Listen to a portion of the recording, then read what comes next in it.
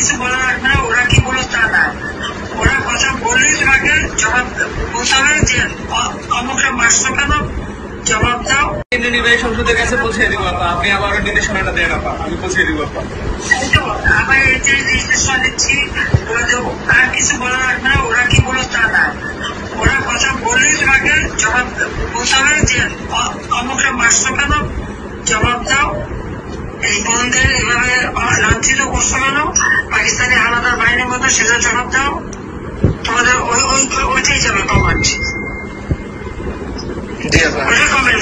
আমরা এখন অনলাইনে সরব থাকবো আর সেফ থাকবো সবাই, এটুকু আপনার নির্দেশনা আপা। সবাই সেফ থাকতে হবে। হ্যাঁ জি আপা, সবাই যে কজন কেন্দ্রীয় কর্মচারী নামের তালিকা বাংলাদেশের সবাইকে সেফ থাকতে হবে।